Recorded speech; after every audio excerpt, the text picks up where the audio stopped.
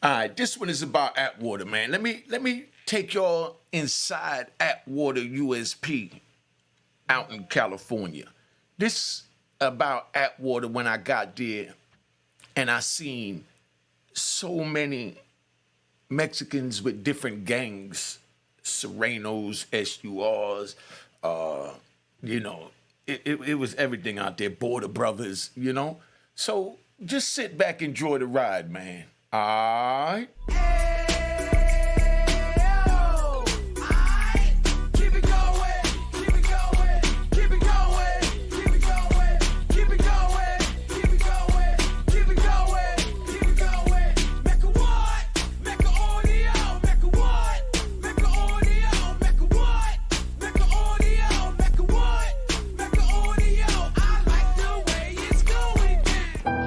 All right, Unique Mecca Audio, man. I'm here. I'm going to tell you about the Serenos out in California.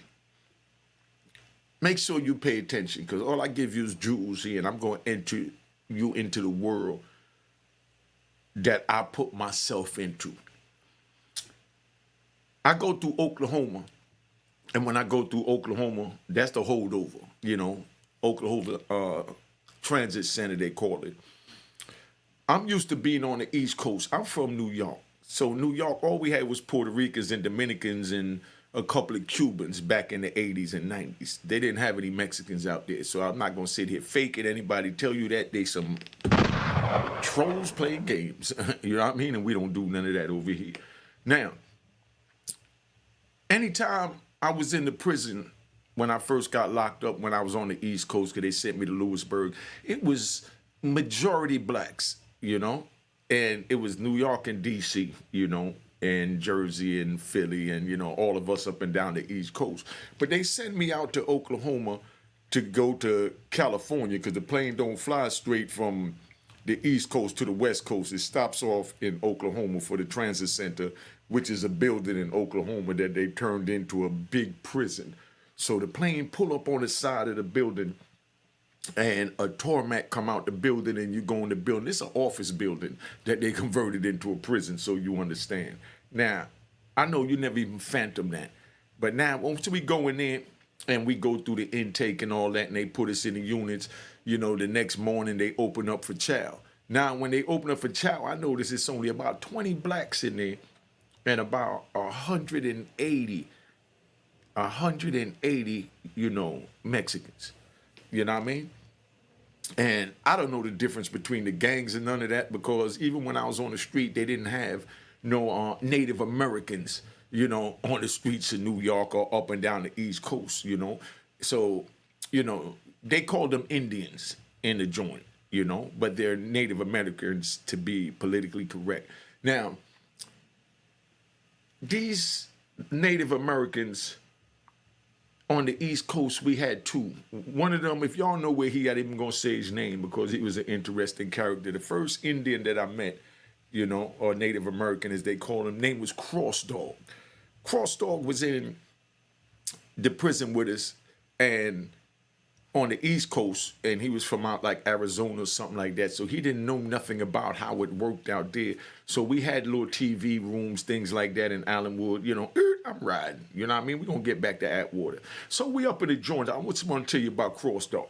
So we up in the joint, and Cross Dog get up early morning. He like to watch the news, and the black guys like to watch BT. So they get up, they put it on a BT in this one room and all that.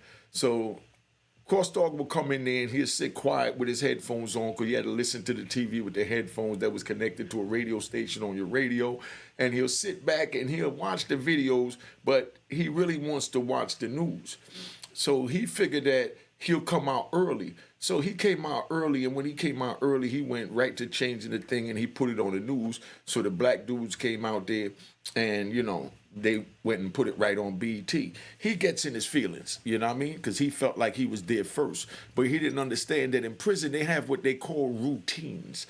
So the routine was this was a BT TV and this was a black TV room. There was no other Indians there with him, so he didn't really know how it was moving. Because I got in a situation like that too when I got out to Victorville that I'm going to tell you about. Maybe tell you about it in this one. But anyway, he changed the channel. Black dude comes out. and he puts it on BET. So Crosstalk goes back up and he puts the TV back on the news channel. So the black dude said, yo, what are you doing? This is a BET TV. This is a black TV room. And he said, nah, but I was here first. So the black dude just turned around and punched him in the face. Boop! You know what I mean? So when he punched him in the face, Crosstalk just started walking up on him, you know, like he wanted to fight, but he never put his hands up. He just walked straight up on him. As he's walking up on him, the black dude is hitting him in his face, boom, boom, boom. And he just kept coming. He just kept hitting him, boom, boom. And he never threw a punch. You know what I mean? I don't know what was in his mind. You know, hopefully I reach out to him or y'all know where he at. And he let me, you know, let us know what was on his mind. But this dude wailed all on his face and punished him. You know, none of this is said to disrespect him. This is just letting you know what it was. But I definitely would like to get in touch with him and find out what the heck was on his mind. He never threw a punch, but he wanted to fight. Dude beat him senseless. You know what I mean? So now, you know, police didn't lock nobody up because, you know what I mean, it was just a fist fight, and that's how it is in the penitentiary. They got those all day, so they're not going to fool the hole up every time somebody get punched in the face. So now, I'm back out in California. So now I'm in California, and Oklahoma, and when I get to Oklahoma, it's all Mexicans. You know what I mean? And it's like maybe 3 tables with black guys and maybe 1 table with 2 or 3 white guys in it, and the rest was all Mexicans. This was at the time when Joe Arpaio was locking up the Mexicans and the foreigners in Arizona, saying that they didn't, the police had the right to check anybody to see if there was a United States citizen. Now, you know, they're not checking the white people because they figure they're already citizens, so that was really just a war on the minorities. So picture the police pulling you over while you're driving and say, show me your citizenship papers, and you don't have nothing but a driver's license. He tell you, nah, I need to see your citizenship papers. Then they lock you up and they put you in a tent, then they give you a pink jumpsuit, you know? So you're out there in a tent in the middle of the Arizona desert in a pink jumpsuit, you know what I mean? Now, when they asked Joe Arpaio why he chose pink jumpsuits, he said because that was to humiliate them, to let them know that I'm in charge. So you got dudes laying out in the hot Arizona desert sun with no air conditioning, nothing, just tents burning up that they're picking up. These are citizens they picking up. He even went to the Supreme Court. The Supreme Court told him he couldn't do it, and he still continued to do it.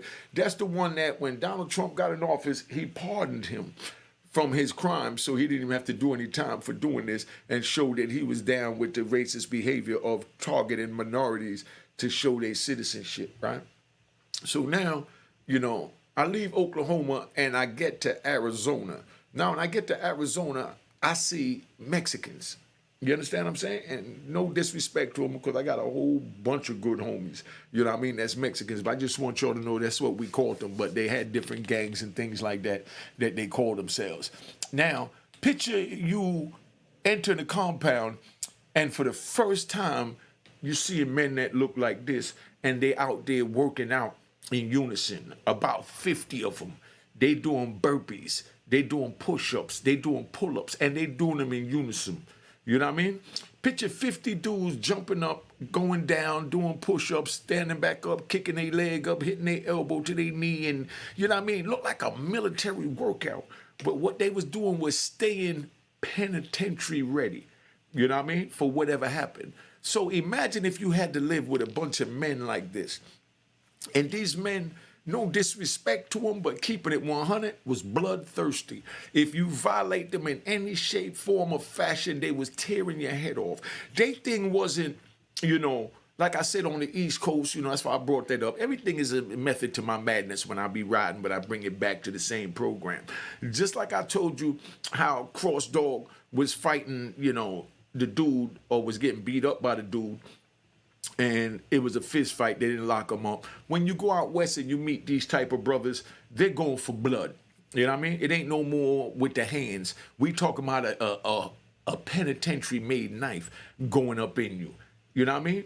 Cold steel penetrating your warm body. You understand what I'm saying? For you violating, you know, in any shape or fashion that they feel that you violated. So you got these dudes there. So one day I'm sitting there, I'm in the front of the unit, they called to move, and here comes, you know, a Mexican brother. He was a Sereno.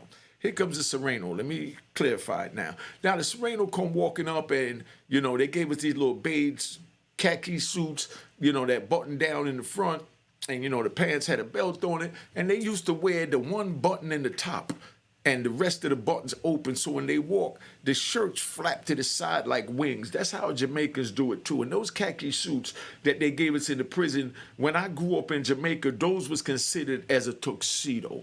So if y'all know what I'm talking about with the khaki suit, them, you know what I mean? The khaki suit that we used to wear in Jamaica, I doubt them give us in the penitentiary for wear. So now dude come with his khaki suits, things flapping in the wind. Now, he sat there and the police asked him if they could get a shakedown. Now, they wanted to get a little shakedown, so dude, he put his hands up for the shakedown, and when they shook him down, they picked up his shirt, and they felt the wine on him, so they told him, come on, give me that. So he had about 8 bottles on him, so he pulled 2 out, because, everybody look in the tower, the people out there, the police doing his job. He handed the police 2, because normally the police would just take the 2 and let him go and ignore the 6, but this was a rookie. He didn't know no better. So the rookie reaches over, and the rookie patch the other 6 and tell him, nah, give me those 2. And he said, nah, it's my man's birthday. I'm getting ready to go in there to drink. I just gave you 2. I mean, be satisfied with that. He said, nah, it ain't nothing about being satisfied.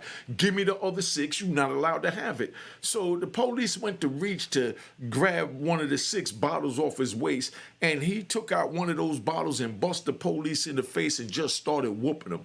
As he's whooping the police, now the deuces go off. That's where the police hit the little the little walkie-talkie thing, the little orange button you see on the police walkie-talkie, and it made that noise, and police coming from everywhere. So as they coming, dude is over there, and he's having a straight-up brawl, you know what I mean, with this police, and he's whooping the police. So now a bunch of other police come down. As they come running down, because like I said, they're coming down a long walkway, so they might come 1 first and 2 first, and maybe 2 at a time. And as they come in, the shot caller is sitting on the sideline, and he's sitting there just like this, and he's pointing to one of those men you see behind me, and he's looking at him, making eye contact, and he goes, and he points to him, like, you get that cop. So the cop coming, that one start fighting that cop. Then he points at another one and said, all right, you get him. Now he fighting, the next thing you know, you got 5 Serenos fighting the police. And they're going. You know what I mean? And I'm not even going to front. The police was holding their own as well. You understand what I'm saying? But the Surenos was better fighters in better condition, So I seen the dude pick up a police over his head like he was a sack of potatoes and drop him down on his neck. And the crazy part is that's where I thought all of them was going to go in to punish the police. But instead, when he dropped them on his neck, he just went and got another cop and left him laying there on like a wet chicken just got hit by a Mack truck. You know what I mean? And started whooping another police. So now you got about 20 Serenos fighting the police. They going at it. Boom, boom, boom, boom, boom, boom, boom. You know what I mean? And all this is over some wine. So the police tried to shoot out the tower, but we was in building 3, where if you buy 3A, the tower can't even see it. So the shot caller is doing like this. You know what I mean? He's doing like this. He's telling them to move it over towards 3A so they can't get a shot. So they, backing up towards, the blind spot, and they going at it, and they fighting, and they carrying on. And I'm sitting there watching this. I'm like, dang, because I haven't seen nobody attack the police like that on the East Coast, keeping it 100. But these Serenos was a whole nother breed, just like the Aryan Brotherhood. I'm going to tell you about Barry Mills and the Aryan Brotherhood maybe tomorrow. I got to get some pictures out and things like that. But they go over there and they can't get to him, but they fighting. So now more police coming down, and then the shot caller just did like this. And when he put his hands like this, everybody stopped fighting. You understand what I'm saying? And the police came down there and they stopped fighting because they didn't want to fight in the first place. But dude said boop, and the fight was done. So now the police come and they go against the wall. He handcuffs them and they put him in a little cage in between 3 unit and 2 unit, and they walks him to the shoe. So now when they walk him to the shoe, the lieutenant come down and the lieutenant asks, the shot caller, what happened? The shot caller never moved. He's sitting there, he said, yo, what happened? I thought y'all said you wasn't going to put your hands on it, da-da-da-da. You know what I mean? So the leader of the Serenos, he explained to the to the lieutenant, he said, look, they stopped the man with a couple of bottles of wine, He gave them 2. They wanted all of them, you know what I mean? And, you know, we not going for it. So the lieutenant said right there in front of everybody, he said, man, you're 100% right. He called the officer over and he said, why did you pursue it after he gave you 2? He said, Lieutenant, because he still had 6 more. And the lieutenant said, no, if he gave you 2, you couldn't see the other 6, you were supposed to let him go. Now you take your ass up to the lieutenant office, you suspended from off the compound before you get killed out here and get the rest of us killed. You understand what I'm saying? But now it was so organized and structured that what happened is the Serenos, when they locked them up in the shoe, they locked up the ones that was fighting. The rest they didn't lock up, and they opened the compound up. You understand what I'm saying? So the lieutenant told the shot caller, which blew my mind, he said, I apologize for my rookie's mistake. This the lieutenant talking to a convict. He said, I apologize for, you know, my rookie's mistake. You know what I mean? Go get some more wine and finish, you know, celebrating the party that you went to celebrate. I'll deal with him. You understand what I'm saying? So they sat there and they looked at each other and they both just nod heads, no handshaking, because we don't do none of that. No handshaking, they both nod heads, and they turned around and they left. They went and got some more wine. They came in my unit, and the jail went back to running as normal with them drinking wine, smoking weed, smoking tobacco, and doing what they got to do.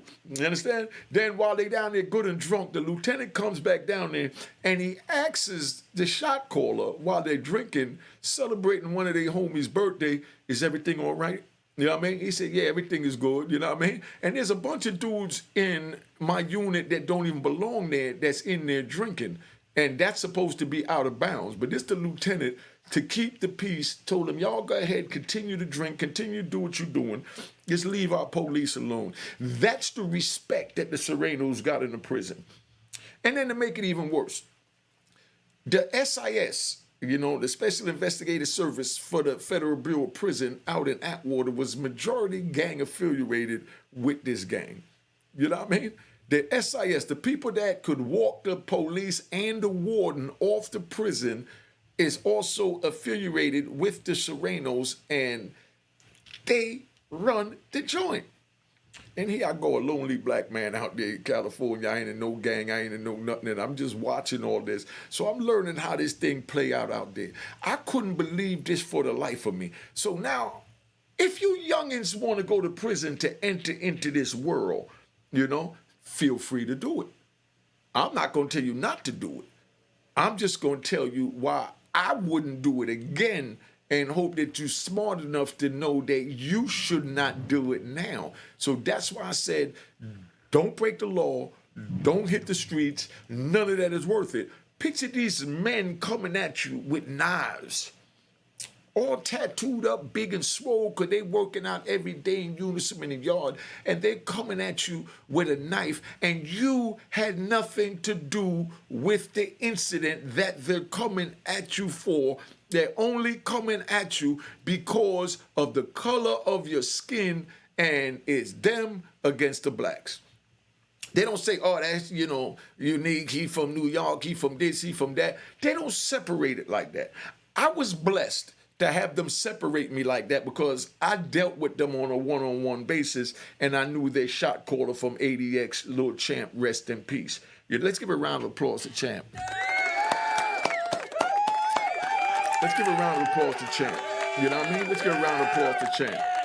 All right, relax, y'all, relax. Now, I met Champ in ADX. Champ was a little short, older man. When I met him, he was in his 60s. This was in the 90s. You know what I mean? He was a short dude, bald head, you know, had a little size on him, not too big. But he was, you know, he walked with his shoulders. You know what I mean? He walked with his shoulders to let you know that he was a little gorilla.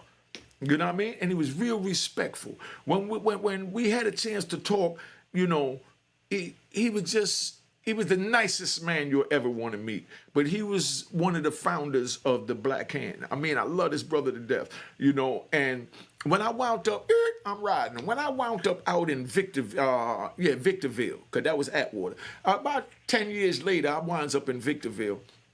And when I get to Victorville, I had a single cell pass. And when I get there, they had no single cells open, but I had a pass. You understand? So everybody's coming around when you go to a jail on the West Coast and they find out where you from and you got to get with one of your homies, and every geographical location or gang has their designated cells that's only theirs. So there was an empty cell there that was a Sereno cell that was empty, and it was on the Sereno side, right in front of the Sereno TV. It was the penthouse of the penitentiary. So it was empty because the dudes went to the hole and they had nobody else to put in it. So the police ain't putting nobody else in it unless it's a Sereno. So when I get there and I'm talking to the people, I meet a Sereno and I'm talking to him. Good brother, man. Good. I'm even gonna say his name. If you know where he's at, you know what I mean? Everybody listening to this running to him. His name was Smiley. Smiley had the car out in Victorville. Smiley's a good brother, man. Good brother. So Smiley come over there and, you know, we all talking and I see him and I tell him, yeah, I was in ADX with Champ, blah, blah, blah, blah. You know what I mean? I ran to some of your peoples over in Lum Park when I was there back in 2001, because this is 2018 now. So, you know, we just reminisce with each other as convicts of where we've been and who we know and all that. And he said, oh, you was with Champ? I said, yeah. So he said, man, all right. He said, this is what we're going to do. I'm going to let you get this Sereno cell because you got a single cell and a medical issue. I was dealing with my prostate at the time. He said, I'm going to let you get this Sereno cell, but, you know, as soon as they open up or as soon as, you know, there's a cell open, then you have to find one of your own cells, but you're an elderly man, you know what I mean? You was in ADX with Champ, you understand what I'm saying? And, you know, a few of my brothers, you know of you, so therefore, we're going to let you get our cell. None of the brothers there couldn't believe it. And yes, I'll put this on YouTube because nobody can't dispute what I said other than the rat trolls, you know what I mean, and flip-flop wearing in public suckers, you know what I mean? Now, like I said, Smiley reached out to me. Smiley, you know, he ran the car. Good dude. So he's giving me the cell. So while I'm in the cell, I'm waiting to find a cell that I could buy. Because you got to buy a cell in the penitentiary. You know what I mean? They sell it for like $200, $300, $500, but you buy a cell. You know what I mean? That's like buying a condominium. See, y'all never heard that. If I say the Cash App is on the screen, make sure it says it was created in 2020 and my name is not spelled Hall with a 1 in it. So pay attention to it. Now, I'm giving you a bona fide game. You got to buy a cell. So I'm looking to buy a cell so I can get out this Sereno cell. Smiley getting ready to leave, you know, to go home. I think he was back on a violation or something, but he, you know, he ran the car. You know, good man. So I just went to Smiley and I said, look, you know, let me pay y'all for this cell. I like this cell, you know what I mean? And I like the brothers on this side, you know, talking about the Surenos. So now I'm living in the middle of all these Surenos on this side of the jail, right in front of their TV that they keep on the Telemundo and all that, the Spanish channel. But I sit right in my doorway and I watch the Telemundo all day to look at the pretty, you know, women from the Mexican channel and all that. So Smiley said, all right, you know what I mean? I'm going to give you a deal on the sale. So he gave me the sale. So now I'm in the cell. I'm the only black person over there mixed in with these, you know, Serenos. Now, of course, you had a few of the Serenos that was, you know, hard body on. They didn't want a Moreno on that side. You understand what I'm saying? But, you know, Smiley had the respect, the juice, and I got along with, you know, all the rest of them that spoke English enough to see my demeanor. And because some of them barely spoke English, but they understood enough for us to communicate, and they seen I wasn't a threat, and I'm just an old timer that's just trying to do my time and fight my case because I lived in the law library, and they came ask me legal questions. I helped them with their legal work and da-da-da. It got so good out there for me, you know, thanks to Smiley. Big round of applause to Smiley and Champ. All right, calm down. Relax, man. Now, check. It got so good for me out there that I went and I bought a remote control for the TV. Now, you're not allowed to touch a Sereno TV, a white TV, or any other race or any other gangbangers TV unless it's unless you're in that gang or such and such. So they in administration they had like 10, 12 TVs, and they had one for the Border Brothers, one for the Southsiders, one for the SUR. You know what I mean? They had one for the Bloods, one for the Crips, one for the Netters. What? They had TV for everybody because that was the pacifier. So only person can touch those TVs is the dudes that's from that set. Never in my life, I did it once and I screwed up. That was in Atwater, you know what I mean? And I'll tell you about that later, you know, and touch the Mexican TV. Violation. You're supposed to get the knife put in you right off the rip. You understand what I'm saying? But I didn't know nothing about that. I wasn't hearing it. You know what I mean? But all right, I'm going to tell you about it. All right, let's ride back to Atwater. I'm out in Atwater, and my cell is on the side where, you know, they had a TV that they put on Jerry Springer every day and Jenny Jones and things like that, the Serenos and stuff. So we all, the blacks, we wasn't allowed down there in the pit. I'm on the second floor. We wasn't allowed down there in the pit to sit next to their TV. If we wanted to watch Jerry Springer, we had to stand far away from their tables, far away from their chairs, put on the headphones and watch the TV long distance. We wasn't allowed to go up close. But being that we was on the second floor, that's where the blacks was at because the Mexicans was on the first floor. So we sat along the rail, like how you see that rail behind me over here. We sat along that rail, and there was a TV straight back in the black where you see that yellow thing at. And my cell was all the way down in the back by there, so I could sit up in the rail, and I could watch Jerry Springer and things like that. So one morning I get up, and when I get up, the whole unit is empty. You know what I mean? Except one dude is in the TV room that they turned into a workout room, and he's working out doing his workout. But I didn't really pay him any mind. But I look around, and I don't see anybody out there. And they had it on something else because everybody went to the yard that morning. So I go down there and I change the channel to Jerry Springer that they normally put it to. This little Mexican brother, he comes out the room and he says, "Yo, you're not allowed to touch our TV." So I'm telling them like, nah, there was no one out here and I know y'all watch this every morning, so I figured y'all just forgot to put it on it. He said, yeah, it don't matter what happened, you're not allowed to touch our TV because that's your BET TV. We don't touch your TV. You don't touch our TV. You know what I mean? So now I'm like, yo, hold up, man. I told you there was nobody out here. You know what I mean? So if there's nobody out here, what you want me to do? So dude, someone heard my voice getting loud, you know, with this dude and came out the cell. And luckily it was one of the Serenos that run that TV that I knew from Lewisburg all the way in 1994. This about 2006.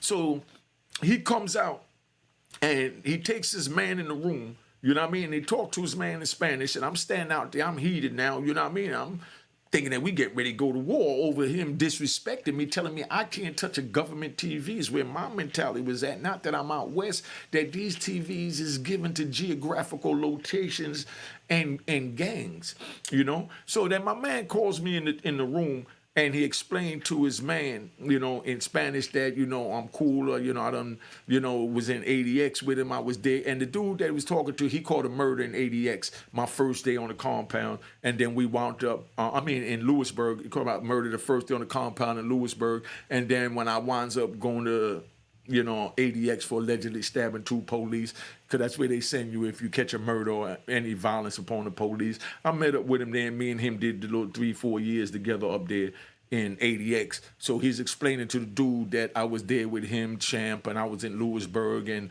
you know what I mean, I'm good people, whoop, whoop, whoop. And this dude was just a racist little piece of crap that he was talking to. But basically, dude wasn't going for it. Let's just do that. The dude, the little racist dude wasn't going for it. He's like, nah, I still don't want the Moreno touching my TV because we don't touch their TV. That was the end of the line. So my man told me straight up, he said, Unique, look, I stay in the unit all day because I'm in charge of the unit. If there's anything you want to watch on our TV, please don't touch the TV. Come get me. Even if I'm asleep, tap on the door, wake me up, and I'll come down and change it. But please don't touch our TV because out here, you know what I mean, we kill for that. But you family, because we've been together for over a decade. You know what I mean? So that was the understanding that we had. You know what I mean? So let's ride back to Victorville. So now I'm in Victorville and I get a remote control because I know I'm not allowed to physically touch it after that altercation because I damn near got killed with all them damn Mexicans out there and I'm rolling by myself because I ain't in no gang. But bottom line is you got to die for what you believe in, and bottom line is, you know, it is what it is. That's why I don't mess with TVs. I stopped watching movies and all that in there. All I used to watch was Love and Hip Hop to see how the black girls would disrespect the black man out here to see what the world was turning to. And I couldn't believe what I saw in Love and Hip Hop. right? And then I come home and it's really happening. I thought it was all fake. But anyway, so now we over there and I get a remote control. So I talk to, Smiley and, I let him know, like, look, I got a remote control. I ain't going to touch the TV because they had their own remote control. I said, I noticed that by about 12 o'clock, y'all go to sleep. You know what I mean? The TV don't change no more. He said, nah, we go by about 11. You know what I mean? We said, we watch a program at 10, and then after that, nobody watches it. I said, okay, well, do you mind if I use my remote control after 11 o'clock to change the channel? You know what I mean? And, he talked to his people, and they agreed to, when they was done watching it, they put it on like CNN News. So when I saw it on CNN News, now I know everybody's asleep, and then I get to turn the channel. Matter of fact, Smiley was gone at this time when we made this arrangement. I made this arrangement with another one of the Serenos I was cool with, So he said, when I go to sleep, he said, he had the remote. He said, when I go to sleep, I'm going to just put it on CNN, and then you could ride out, you know what I mean? So now, I get up and, I put it on IDTV, I put it on, BT and all this stuff. So, of course, a few days later, they start talking amongst each other, like, which one of y'all is watching this BT crap at night? See, I got up to go to the bathroom and I saw the TV was on BT. You know what I mean? So they told them that they allowed me to change the TV when they go to sleep. You know what I mean? And, that was just between us because I'm over there and I'm one of the family members. You know what I mean? Because I'm from Jamaica, so, we all foreigners. You know what I mean? So that's how I got away with that. You know what I mean? But then Smiley winds up coming back to the jail. And the funny part is to show you how you got to always keep it real. When Smiley was getting ready to leave, when he sold me the cell, I was supposed to send some money to his people, but he left. So after he left, I could have just not sent it because he was gone. I was already in the cell. But no, me being a man of honor, I went ahead and I sent the money to his people. You know what I mean? I sent the money to his people while he was gone, and then he came back for another petty violation. And when he came back, you know what I mean? Everything was taken care of. So he see me now, and there was dudes that still wasn't feeling me living amongst these men behind me, in the middle of all of them. So they went to him and said, man, who did he pay for the cell? Did he ever say the money? And said, so Smiley told him, nah, he was a man of his word. He sent me his money even after I left. And they all know I got along with everybody. If they needed something, I gave it to them, and they needed something. And it was a nice little family unit, because the whole thing is, it's not so much that they're racist. It's just that they've seen, no disrespect to us, they've seen blacks do some cruddy, grimy, stuff that, they didn't even want to deal with us, because they had a thing where they couldn't even buy drugs from us, couldn't smoke with us, couldn't do nothing with us, none of that. You understand what I'm saying? But that's how it is. So, I've been on here long enough. I just wanted to share that one with you, man. Big shout out to the Serenos, the Border Brothers, and, it is what it is, man. I love you, and thank y'all for tapping in, and know that it's all real over here, Unique Mecca Audio, and make sure, you cop the book of Rowan Harlem at rowanharlem.com. rowanharlem.com. The Cash App work. The game is to be sold, not told. I don't know what you get at another channel, but you get nothing but jewels here and jewels cost. All right, so let's keep it moving. All right, let's go. Cheers, cheers, toast the crime, toast the crime, the crime, the crime, the crime.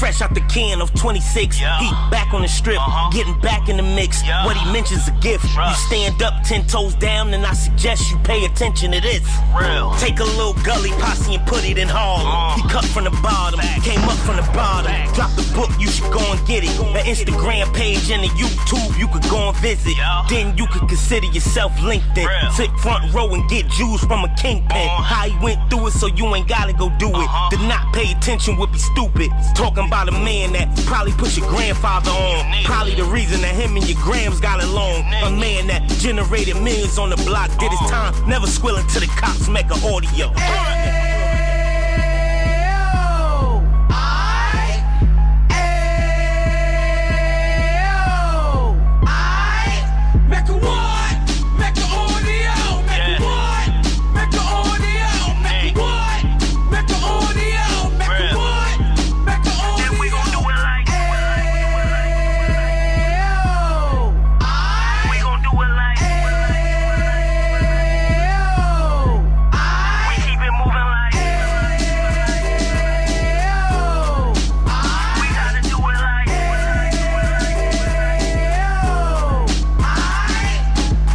Get it live like 2 G's in the 90s. Drop top beamer so shiny. I let shorty go, she was whining.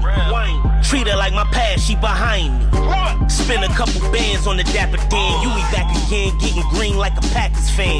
No cap, it's a roaring uptown. They be horn uptown, Dominican bust downs. Now we on the positive, Yui got a lot to give. Now he trying to stop the kids from being inoperative. So take heed, homie, lend a ear. He started in uptown, he gon' finish dead. But now it ain't about selling drugs, buying cars. It's about buying property to make the community ours. So we can give back to the youth them.